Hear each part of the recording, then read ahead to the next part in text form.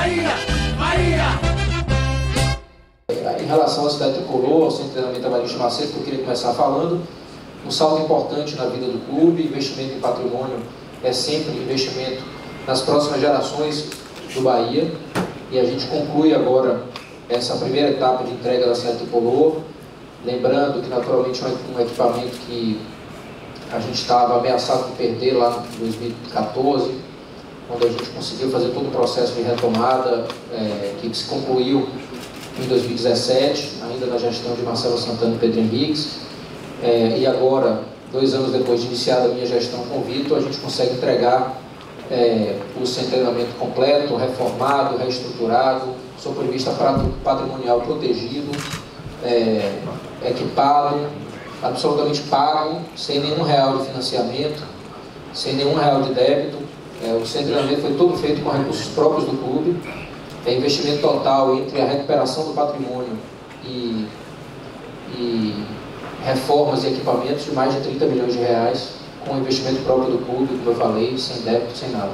Então sejam bem-vindos a essa casa, é aqui que a gente pretende passar as próximas décadas, e acho que vão ser bem vividas, né? Especialmente para o ano 2020, a gente vai ao longo de janeiro uma série de anúncios, informações e avanços na gestão do clube, né? Muita novidade que vem aí a partir de janeiro, desde novidades do plano de sócio, novidade aqui da própria política patrimonial, também dentro de campo, com formação de elenco, time B, né? O time de transição, o time B, também com muita novidade, mas isso a gente vai deixar para os próximos momentos, né? O que o torcedor, além da curiosidade em cima da cidade tricolor, que todos os torcedores vão viver isso a partir de sábado. Também muitas perguntas sempre sobre contratação.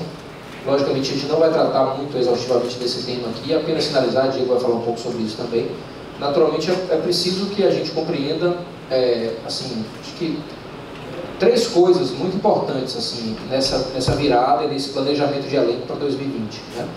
A primeira coisa é que o mercado ele está numa fase diferente do que foi em outros anos, né?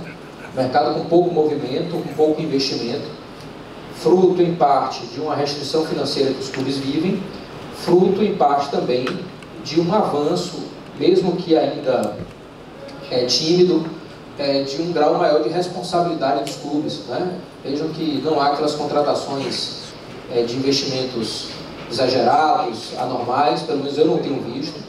É uma virada de ano para o futebol brasileiro muito diferente das anteriores. Muitos clubes fazendo trocas, muitos clubes fazendo contratações pontuais. Então essa é a característica do mercado de 2019 para 2020. Segundo que, além de ser a característica do mercado, o próprio momento do Bahia, de um elenco mais estabilizado, um elenco com contratos de maior longevidade, né, contratos mais longos, atletas mais identificados com o clube, atletas que passam a ser, além de contratos definitivos com o clube, passam a querer ficar no clube por mais tempo. Isso é muito importante, faz com que, naturalmente, para 2020 a gente tenha um movimento no mercado menor do que a gente vinha tendo em outros anos. E a terceira coisa, ainda para sinalizar isso que eu já estou dizendo aqui, que é o volume de contratações desse ano vai ser menor do que nos outros anos, justamente por circunstância do mercado de um elenco mais estável. A terceira coisa é que a gente também tem um time B, que nós investimos, estamos apostando para fazer uma parte grande das partidas desse começo, desse primeiro trimestre.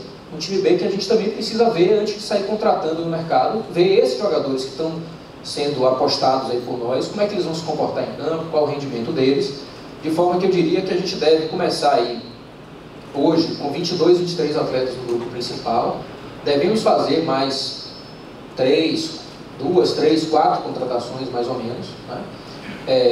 E compor um elenco de 25, 26 atletas e esperar aí o movimento e o comportamento do time B, né? O rendimento desses atletas nas partidas que eles vão fazer, para justamente fazer algo que a gente é muito cobrado pela torcida, que é poder priorizar espaços para a divisão de base, para atletas jovens, atletas que venham ser revelados do Bahia e que cresçam aqui dentro com o DNA do nosso esquadrão. Isso é muito importante também, né? Então a gente tem sido muito cobrado por isso e a gente também decidiu, por conta de toda essa circunstância, fazer contratações mais pontuais, aguardar também o movimento do time B, aguardar toda essa circunstância de comportamento dos nossos jogadores de base em competições como o Campeonato Baiano e eventualmente alguma partida da Copa do Nordeste, para fazer a composição geral do elenco aí com 28, 29, 30 jogadores no máximo, que é o que a gente pretende trabalhar, né?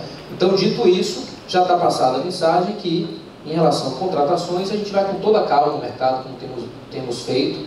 Acabamos de anunciar aí e confirmar a vinda de um jogador que é muito importante para a gente, faz parte da nossa estratégia de alavancagem, de crescimento e fortalecimento do elenco, que é o jogador Cleison.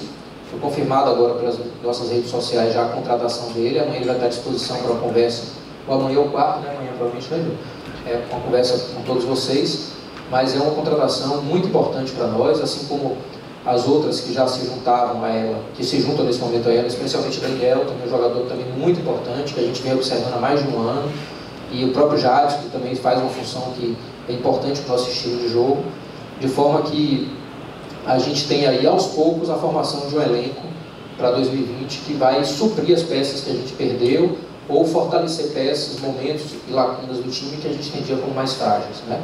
Então, basicamente isso. Diego vai falar um pouquinho aqui também e a gente abre perguntas.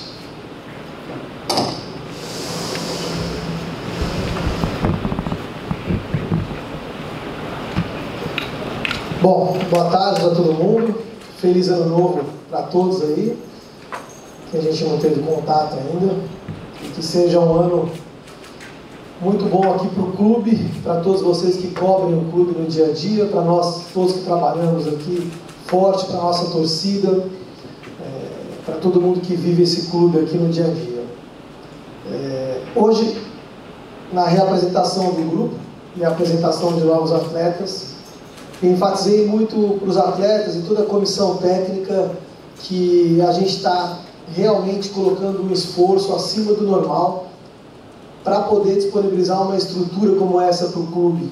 Então foi um esforço muito grande, alocação de recursos, e que eu acho uma coisa muito responsável e realmente de quem faz uma gestão pensando na frente, essa atitude do clube de investir esse dinheiro num centro de treinamento como esse, que é um equipamento que vai ficar para o clube depois que nós não estivermos mais aqui à frente da equipe, diferente do que muita gente faz, que é você investir tudo numa tacada só numa equipe e esquecer que o clube não termina no ano seguinte. Então nós estamos plantando aqui uma coisa muito importante, um patrimônio para o clube. Acho que aos poucos cada um vai valorizando mais o clube, o Bahia, e o Bahia vai se fortalecendo no território nacional, ano após ano, e assim que se dá o crescimento. E eu acho que também serve aqui para que cada um se desafie um pouco mais, desde o Diego, como gestor, como diretor, Guilherme, Vitor, Pedro, cada membro de comissão técnica e atletas que se desafiem mais, iniciando um novo trabalho numa casa diferente, buscando novos estímulos para fazer um trabalho de excelência. E acho que conseguimos deixar claro para todos o objetivo de conquistas grandes que a gente tem esse ano dentro do clube. Sobre a questão do futebol, o Guilherme já deu uma geral, resumiu um pouquinho como está o mercado, como é que estão as movimentações de começo de ano, todo mundo agindo com mais responsabilidade. Mas mais importante do que isso, eu sempre falei que, embora a gente tenha que realmente investir em contratações pontuais, que venham de encontro com o que a gente acha que pode acrescentar no nosso elenco e que o Roger, de fato, vai usar dentro do esquema tático que ele pretende implantar, mas que a gente também tem uma coisa que a gente julga muito importante, que é a manutenção de uma comissão técnica numa virada de ano, que é a manutenção de grande parte de um elenco, de uma diretoria.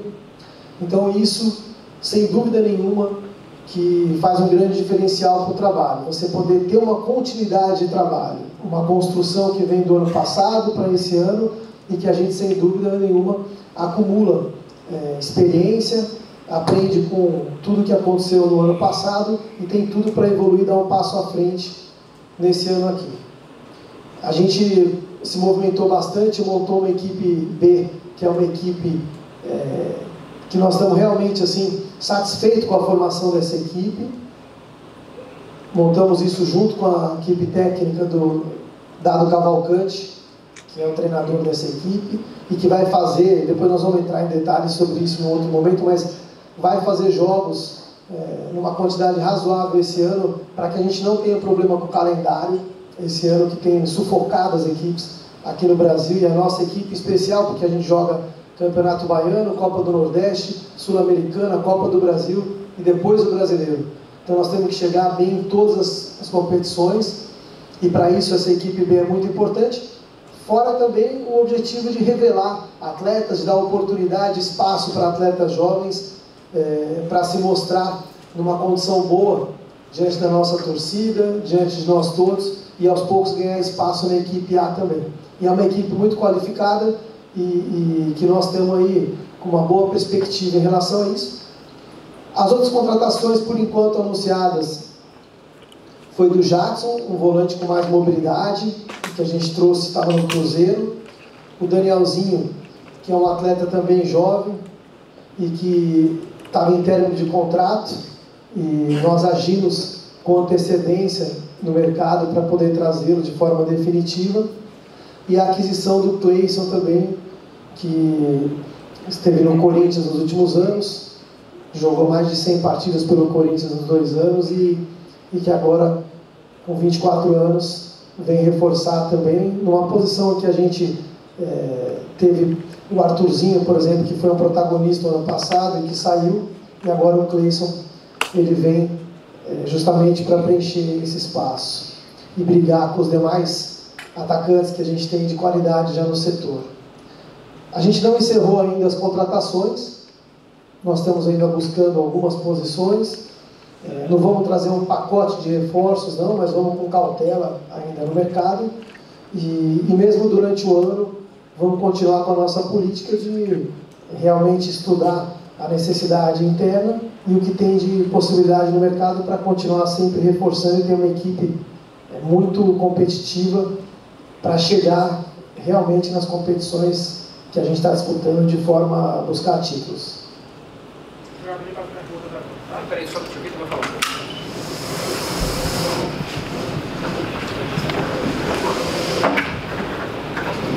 Pessoal, boa tarde. Prazer recebê-los aqui hoje, nesse primeiro dia da nossa nova casa. Hoje vocês estão tendo a oportunidade de conhecer um pouco a parte interna desse prédio aqui, que é o prédio do futebol profissional. Esse prédio passou por uma ampla reforma, a fim de viabilizar a utilização da melhor forma possível pelos atletas, no nosso dia a dia, comissão técnica. Mas, além da reforma da estrutura que aqui já estava pronta, nós preparamos algumas coisas a mais para atender com mais conforto todos aqueles que frequentam o nosso centro de treinamento, inclusive vocês da imprensa. Então nós estamos concluindo aí, entre hoje e amanhã, a estrutura da sala de imprensa, que não estava projetada na primeira etapa da Cidade Tricolor, mas nós implementamos aí, estamos concluindo essa semana para atender da melhor forma possível, dando uma estrutura, mais conforto para o trabalho de vocês. Ela vai ficar situada ali entre os 2 campos do futebol profissional, fica atrás desse prédio aqui, com uma visibilidade plena, para que vocês possam trabalhar ali com os balcões, sentados visualizando o campo, com uma área mais confortável também para as coletivas de imprensa do dia a dia, que vocês já estão acostumados, também com espaço adequado aí para os cinegrafistas fazerem as imagens do campo, dos 2 campos do futebol profissional. Então, essa é uma entrega que a gente vai propiciar a vocês, para que vocês aí possam no dia a dia ter um conforto maior no trabalho de vocês. E tem outras novidades que no dia 11, quando a gente inaugurar aqui o CT, vocês vão poder conhecer também. Obrigado. Complementar, falar aqui uma coisa importante, vai deixar para o dia 11, mas a sala de imprensa vai se chamar Sala Armando Oliveira, que é uma homenagem importante a esse grande representante da imprensa baiana, imprensa esportiva baiana. Mas deixa eu anunciar só dia 11, mas eu não resisti aqui. Acho que a homenagem é justa, a gente fala logo, né? Beleza, isso aí, gente. Pessoal, só uma coisa aqui. Vamos concentrar primeiro as perguntas do presidente, depois Diego, depois Vitor, Pedro, quem quiser, para não ficar toda hora mudando o microfone, tá bom? Vai para presidente, depois vai para Diego. Presidente, boa tarde a todos. Agora há pouco eu estava entrevistando muita gente ali em Dias Dávila e é interessante o sentimento que eles têm de pertencimento ao Bahia. Como é que vocês recebem esse orgulho que a comunidade tem de receber o clube e que tipo de relação o clube pretende manter com a comunidade? Excelente. Que bom que a primeira pergunta nesse treinamento foi essa. Sabe que isso chega a emocionar a gente assim. A gente vem há algum tempo já em conversas, em diálogos com a comunidade de Nova Dias Dávila, não só do município de Dias Dávila, mas também do município de Camaçari. Né? Nós temos uma situação atípica aqui, que o centro de treinamento fica dentro de Camaçari, mas o acesso é pelo município de Dias Dávila, portanto a gente não tem outra opção senão abraçar os dois municípios. E aqui eu queria fazer um agradecimento público, tanto à Prefeitura de Camaçari quanto à Prefeitura de Dias Dávila, que tem feito esforços enormes e abraçando o Bahia como a gente não imaginava. Mas mais do que os poderes instituídos, a Prefeitura e as câmaras de vereadores também, principalmente a Câmara de Vereadores de Camaçari, que também foi muito importante na vinda do nosso clube para cá, mas mais importante do que isso é a comunidade. Né? E a gente já começou esse processo de interação. Eu digo que o Bahia já começou a mudar o dia a dia, a rotina de Nova Dias Dávila. Né? Quando a gente já vê atletas circulando por aí, alguns morando aqui em Nova Dias Dávila, principalmente os atletas da base, alguns meninos do time de transição morando aqui em Camaçari ou em Dias Dávila também. Todo esse movimento que a gente vem fazendo, já começando a organizar o Baba da comunidade dentro do CT, não é? Contratação de funcionários, priorizando a mão de obra local, muitas famílias de jogadores da base se mudando de Salvador, inclusive de bairros sem tanta estrutura às vezes, para vir para um bairro de Nova Dias Dávila aqui, que é um bairro bem estruturado, né? A comunidade aqui é bem estruturada, então assim, repetindo assim mais uma vez, priorizando mão de obra local, que também é muito importante. Todo esse movimento a gente vem fazendo, que ele vai ser ampliado, né? Com a horta comunitária, por exemplo, que a gente vai fazer do fundo do campo 2, vai ter a horta comunitária que vai ter trabalho conjunto com a própria comunidade, vai ser gerido também pela comunidade. Todo um trabalho, por exemplo, de coleta seletiva que a gente já está fazendo aqui dentro do CT, também envolvendo a comunidade, né? Então, assim, a gente começou um embrião de relacionamento que, infelizmente, quando a cidade é muito grande, como é Salvador, isso fica um pouco disperso, se perde, né? Quando a gente tem uma comunidade mais concentrada, mais localizada, menor, a gente consegue ter um tipo de interação muito maior. Porque você imagine aí como é que organiza um Baba da comunidade ali em Tinga, lá de Freitas, em Salvador, né, dentro do fazendão. Não dava para fazer. Ia ter time de fora o tempo todo. Aqui a gente já está com outro tipo de conexão. E nosso mascote visitando também as escolas, as ruas de Nova Dias Dávila, de forma que eu acho que vai ser um vínculo muito importante, que a gente já começou pedindo licença, né, para chegar, e a comunidade abrindo as portas para a gente. Eu acho que vai ser uma história de relacionamento muito intenso nos próximos anos. Guilherme, boa tarde. Boa. Feliz ano novo. Queria que você falasse sobre o Fazendão. É sabido que a intenção é vender a estrutura, mas quero saber em que altura está esse processo. E é a sua primeira coletiva depois que você anunciou que vai permanecer no Esporte Clube Bahia. Queria que você falasse sobre essa permanência, esse foco aí para o restante do seu mandato.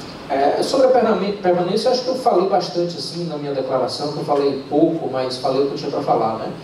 Eu ouvi muita gente, ouvi muitas pessoas, mas no final dos contos eu ouvi a mim mesmo, né? Eu me internalizei assim, passei alguns dias um pouco distante, né? Faz bem demais, né? Não foi sem trabalhar, porque novamente eu não teve nenhum dia que eu trabalhei. Ontem a gente saiu daqui 6 horas da tarde, né, no domingo, então foi muito trabalho todo esse período, mas foi um período que eu me isolei um pouco assim, de redes sociais, da própria imprensa um pouco, né, que a gente tem um convívio ótimo durante o ano, mas às vezes a gente precisa se internalizar um pouco, para ouvir um pouco o nosso espírito, ouvir a alma da gente, e eu ouvi, e quando eu ouvi de fato, eu fui lá dentro, eu não tive nenhuma dúvida, né, que eu ainda tenho um trabalho pela frente no Bahia, e acho que foi a melhor coisa que eu fiz, estou muito seguro dessa minha decisão. Sobre o Fazendão, espetacular, né, ter vivido todo aquele período de 40 anos dentro do Fazendão, um equipamento que foi muito importante na história do clube, que estruturou grandes triunfos que o clube teve, muito importante do esforço que foi feito à época para fazer o Fazendão. A diferença é que naquela época um esforço, digamos assim, de vários indivíduos que se predispuseram a construir aquilo quase como um ato assim, de esforços individuais mesmo. Hoje a gente vê isso de uma maneira diferente, né? A construção, primeiro a retomada da cidade de Colombo, que estava quase perdida, e a retomada da democracia do clube, que também é um símbolo da retomada da cidade de Tricolor, e a construção disso aqui, no investimento de mais de 30 milhões de reais, a reconstrução, reforma, equipamentos, isso tudo, nesse investimento, com não mais os esforços individuais, quer dizer, o presidente não mais coloca dinheiro do clube como era feito antigamente, o vice-presidente ou os conselheiros, né? Não tem mais isso. Hoje o clube passa por um outro período, que é justamente o entendimento que ele precisa se estruturar como instituição, como empresa, na sua visão empreendedora, na sua visão de estar sempre à frente no mercado, que permitiu que o Bahia saísse de um faturamento de 95 milhões em 2017, eu repito sempre isso, para 180 milhões em 2019, né? Praticamente dobrar em 2 anos. Esse tipo de movimento permitiu que a gente fizesse um investimento dessa dimensão aqui, sem precisar que ninguém, né, fizesse esforços individuais do próprio bolso no que era feito à época e que hoje seria um claro sinal de amadorismo, né? Então eu acho que o Bahia hoje sustenta como instituição uma transformação desse tipo, mas Fazendão vai deixar saudades imensas. A gente está buscando e buscou nesse período de transição registrar a memória dessa saudade, né? Registrar tudo que tinha no Fazendão, fizemos muitos vídeos, isso vai ficar guardado para o clube, né?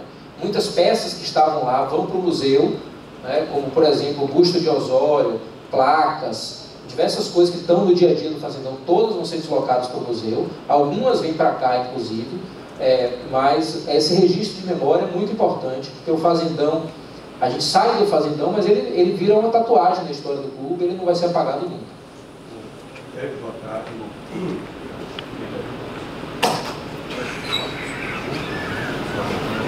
Beleza? Acho que beleza. Desculpa aí. Oi. Desempatamos o jogo lá, beleza. Guilherme, boa tarde. Desempatamos. Falou aí de fim de uma era de 40 anos e também da questão do patrimônio do clube. O Fazendão deixa de ser, vai passar a deixar de ser um patrimônio do clube. Mas em relação à questão do patrimônio humano, dos funcionários que lá trabalham, né, que ainda está em funcionamento, como é que fica a situação desses funcionários e também em relação ao vínculo que os jogadores já criaram lá, aquela região lá do Freire de Salvador, moram lá, como é que fica essa logística a partir de agora? Vamos lá, primeiro sobre funcionários, desculpa, eu não respondi a última pergunta de Ulisses sobre a venda do Fazendão, eu me lembrei agora. Na verdade tem um edital para simplesmente a apresentação de proposta, todo esse processo vai ser conduzido, de vender ou não vender, vai ser conduzido por nós, junto com o Conselho Deliberativo e a Assembleia Geral de Sócios, sem pressa, não tem pressa nenhuma para isso, mas naturalmente a partir do amadurecimento, se tiver propostas, se as propostas forem factíveis e alcançáveis e no patamar que a gente entende como adequado, vamos dar sequência a isso. Se não for também, não daremos sequência, sem pressa nenhuma. O patrimônio do clube, que a gente não tem pressa, mas a gente acha que o destino tem que ser a venda mesmo, mas quem vai decidir isso é a Assembleia Geral de Sócios. Sobre assim, esse patrimônio humano, né, a gente tem hoje perto de 400 funcionários do clube, 300 e pouco, né, já incluindo atletas e tudo.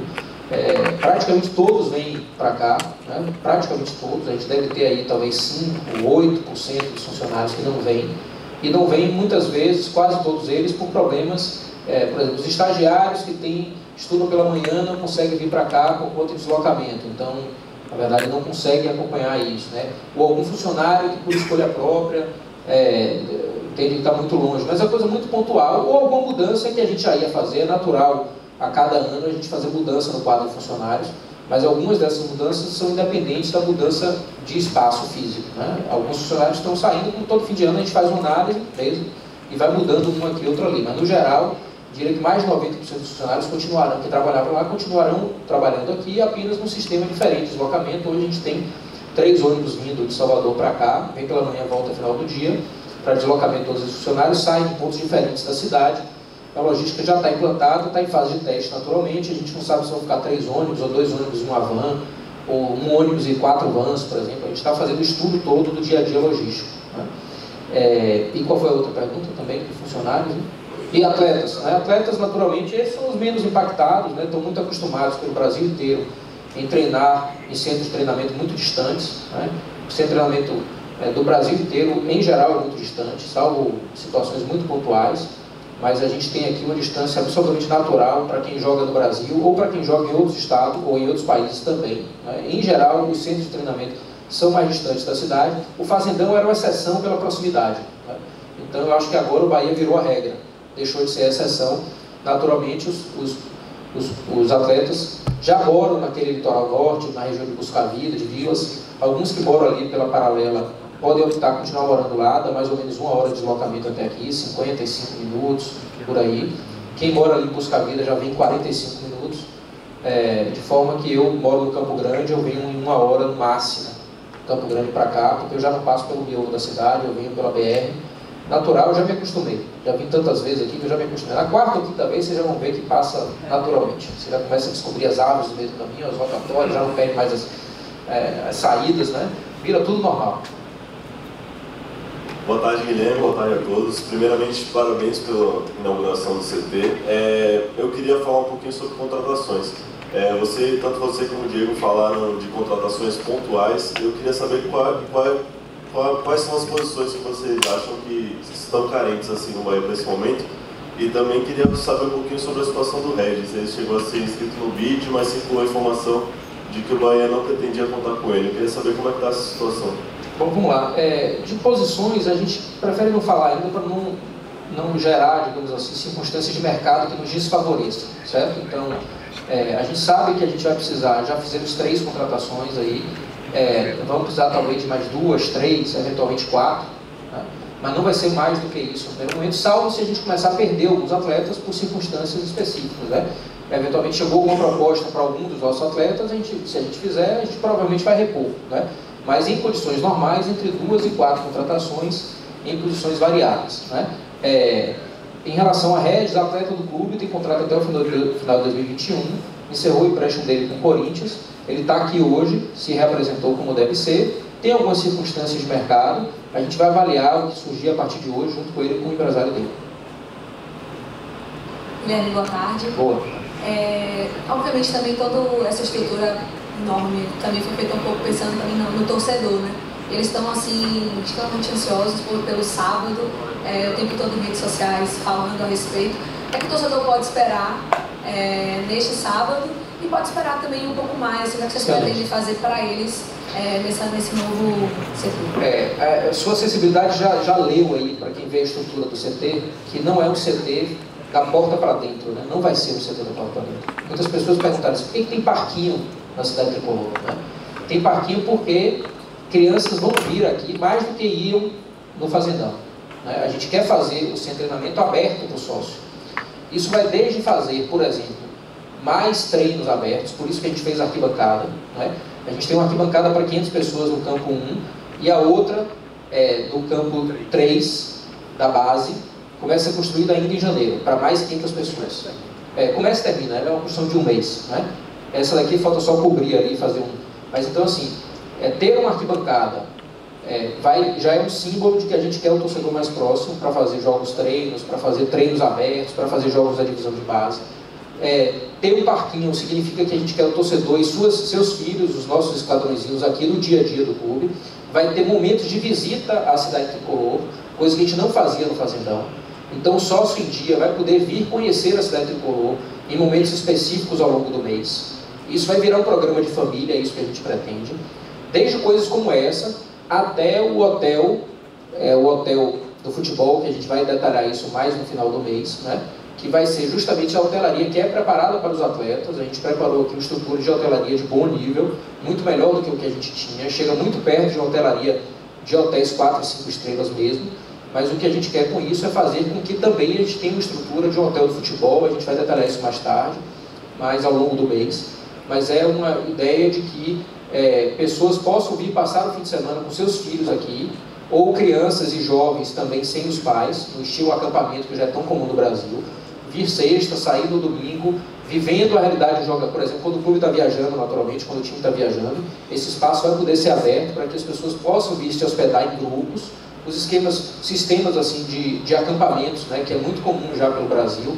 O jovem vai e passa uma semana em determinado lugar, sem os pais, só que aquele vivendo a realidade do futebol, se hospedando e ficando no quarto que é do atleta, o quarto de Lucas Fonseca, vai poder receber um atleta mirim, uma pessoa que queira viver o dia a dia do futebol do Bahia, e é uma estrutura que a gente pretende sim potencializar economicamente o seu treinamento, mas também fazer com que o torcedor conviva muito mais aqui. Então, quando a gente tem um parque de esculturas, como a gente vai ter aqui aos poucos, que vai sendo aos poucos construído, quando a gente tem um parquinho, quando a gente tem arquibancada, quando a gente tem o hotel do futebol, já mostramos que a gente quer um centro de treinamento muito mais aberto, com menos muros do que o que a gente tinha, do que é comum no futebol brasileiro. Guilherme, boa tarde pessoal. O Bahia sai do Fazendão, depois de 40 anos, vem para sair do Tricolor, que é um CT muito maior, muito mais moderno, com uma estrutura muito melhor. Falando em metas, em números, o que você pode dizer que o clube espera para os próximos anos? Logicamente, a expectativa de evolução, mas assim, a médio e longo prazo, em números mesmo, o que dá para dizer que o Bahia vai conseguir aqui nessa Tricolor? Olha, eu acho que, primeiro que a gente está indo na fase final de conclusão do projeto do Centenário, né? Um plano de médio e longo prazo que a gente vai apresentar ao torcedor, ainda provavelmente nesse primeiro semestre. Mas o que a gente tem de expectativa para o clube para os próximos 10 anos? Lógico que não é um plano que entra no nível de detalhe que a gente vai se predispor, por exemplo, a detalhar o que vai acontecer daqui a 10 anos exatamente, mas ele é um grande norte de desenvolvimento do clube, que vai desde administrativo, financeiro, econômico, a futebol, a patrimônio, né? Então, esse é um grande norte que a gente quer. Eu acho que patrimônio é um pilar importante disso tudo. A gente dá um salto e a gente faz com que a gente vá ser mais exigido da torcida, né? E seja mais exigente com a gente mesmo, né? A gente falava aqui um pouco para os atletas, o Diego falava até isso, quando a gente tem um patrimônio dessa dimensão, um conforto maior, uma estrutura maior, a gente passa a ser mais exigido pelas pessoas e também exigir mais, né? Dos atletas, da comissão técnica, de todo mundo. De forma que eu acho que quando a gente vai nesse processo, né, de consolidação cada vez maior do futebol, crescendo receita, conseguindo reduzir dívida, crescer receita, reduzir dívida e investir em patrimônio ao mesmo tempo, que foi o que aconteceu em 2019, veja que em 2019 a gente teve uma combinação de alguns fatores muito importantes. Nós crescemos receita, nós multiplicamos quase por 2, 100% de receita em 2 anos. Nós estamos reduzindo a dívida em 10% ao ano, de forma que há uma perspectiva clara de final das dívidas do Bahia no médio prazo, de extinção dessa dívida. Nós estamos investindo em patrimônio sem aumentar a dívida, quer dizer, ao contrário, reduzindo a dívida, e nós estamos tendo o melhor resultado esportivo. Quando você combina isso tudo, é algo muito raro. E o que acontece? Nós estamos fazendo de um jeito que uma coisa retroalimenta a outra, né? Investimento em patrimônio gera resultado em futebol, que gera maior crescimento de receita, que gera redução de dívida. Isso tudo se retroalimenta, né? Quando a gente pensa só em uma coisa, o caminho está errado. Então, essas coisas todas são complementares. Só patrimônio também não vai resolver, de jeito nenhum. Mas ele é um caminho importante para essa estrutura de médio prazo. Guilherme, gostaria que você, boa tarde, primeiramente, gostaria que você falasse sobre 2 atletas, Edgar Júnior, se você puder falar qual foi o modelo de negociação e os valores envolvidos, né, nessa negociação dele, e sobre o Yuri, se ele vai ser aproveitado no time principal, no time de transição. Sim, o Yuri, nossa pretensão é que ele fique no clube, não chegou nenhuma proposta por ele que justificasse fazer o negócio. Um atleta do Bahia, está há 7 anos aqui no clube, o clube investiu nele, a gente pretende sim que ele fique, não só para eventualmente ser um dos destaques e um dos principais pilares esportivos do time B, de time de transição, ou eventualmente até mesmo do time A, já que o Roger gosta do futebol dele, e a gente, na verdade, para a posição de primeiro volante, não tem uma quantidade de jogadores ainda suficiente para sustentar uma jornada como a nossa. Então a nossa intenção é que o Yuri fique sem salvo se aparecer alguma proposta atraente que valorize o patrimônio do clube. No caso de Edgar, a mesma coisa, só que no caso de Edgar aconteceu, né? Uma soma de fatores. Primeiro aconteceu o empréstimo, já posso confirmar que, apesar de não ter anunciado, mas ainda uma reta final assim, de uma assinatura que precisa, mas provavelmente Edgar está indo, permanecendo lá, apesar do anúncio lá, a gente ainda não confirma, porque ainda falta um detalhe, mas Edgar vai e vai para o empréstimo que é remunerado. A gente entendeu que era necessário e, digamos assim, conveniente fazer. A gente não pode falar o valor por questão de sigilo contratual, o que é raro do Bahia, mas às vezes acontece, mas é um empréstimo remunerado e por questão de sigilo exigido pelo parceiro, a gente não vai poder divulgar, mas honrou ali o patrimônio do clube, a gente tem que foi interessante, o jogador também queria ficar lá e a gente tem que, no final das contas, foi bom para todo mundo. Edgar renova? Renova, sim, mais um ano. Pronto, foi condição para a sequência do empréstimo. Beleza? Obrigado. Diego?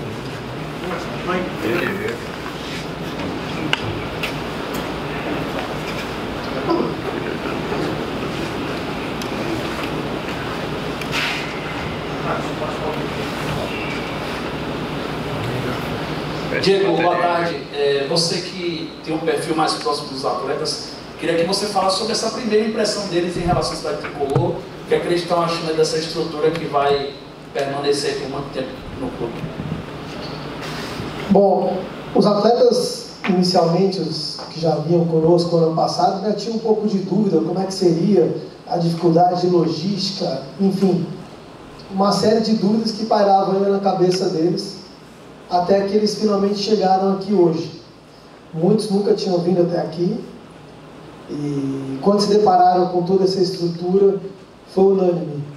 Todos acharam que aqui esse equipamento vai dar uma condição de um salto de qualidade enorme na preparação, na recuperação, desde campos, academia, equipamentos, enfim, a possibilidade de ficar dentro do clube, hospedado no hotel.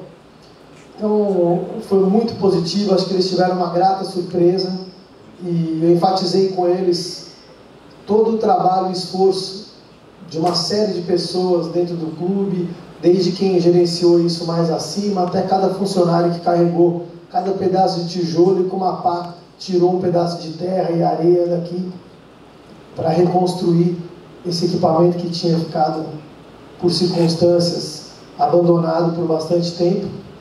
E todos realmente se mostraram surpresos com uma chegada aqui numa condição, como vocês estão vendo hoje, já de fornecer qualidade de trabalho muito acima do normal. Boa tarde, Diego. Tem um jogador do Bahia especial que tem despertado interesse de outros clubes, até então suas sondagens, que é o Gregory. Queria saber se o Bahia já recebeu alguma proposta por esse jogador, se algum clube já entrou em contato diretamente com o Bahia e se tem algum outro jogador do elenco saindo. Olha, hoje não tem jogador saindo, como o Guilherme colocou, em termos de negociação, você diz, né? Você se refere a uma negociação, a uma proposta. A gente tem sim propostas por alguns atletas, já saíram do clube alguns jogadores, mas isso já foi noticiado, né? Teve o caso do Luca, teve alguns que já saíram por término de contrato também, não continuaram com ele esse ano. Nós temos uma negociação que se desenrola com o Rogério, atacante também.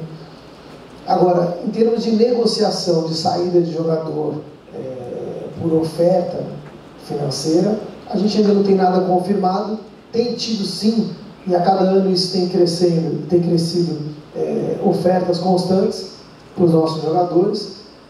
E hoje, graças a Deus, é o esforço de todo mundo que só sai o atleta na medida que seja interessante para o clube também. Um conjunto de fatores. Seja bom para o atleta, mas para o clube também. Então, ninguém sai aqui a troco de nada. Existe todo um investimento, um planejamento que a gente vem fazendo ano após ano. Nós estamos batendo meta de venda de atletas, que é uma das coisas que a gente tem dentro do orçamento também. E a gente superou a casa dos 30 milhões no ano passado, perto de 35 milhões em venda. No ano retrasado também batemos a meta. E de modo que a gente tem o desafio agora de continuar investindo no futebol aos poucos. Acho que o torcedor tem entendido essa política nossa de também trazer jogadores que são considerados como apostas. Você citou o caso do Gregory aí, e ele é um deles, assim como foi o Zé Rafael, que saiu daqui muito valorizado, vendido por 4 milhões de euros, assim como outros jogadores têm saído dentro dessa política, que é uma política que é claro que você não vai trazer 100% dos atletas numa condição dessa, com um custo baixíssimo, e que todos vão conseguir ingressar na equipe principal, vão conseguir ter destaque e ser vendidos.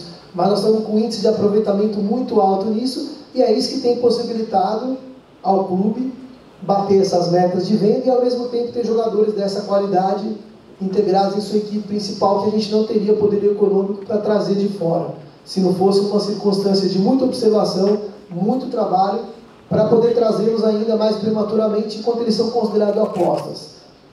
Claro que, somado a isso, a gente vem fazendo um esforço muito grande para canalizar mais recursos para o futebol, que é uma demanda que a gente sabe que é importantíssima agora, para poder competir no mercado e trazer cada vez mais jogadores também consolidados que venham acrescentar a nossa equipe.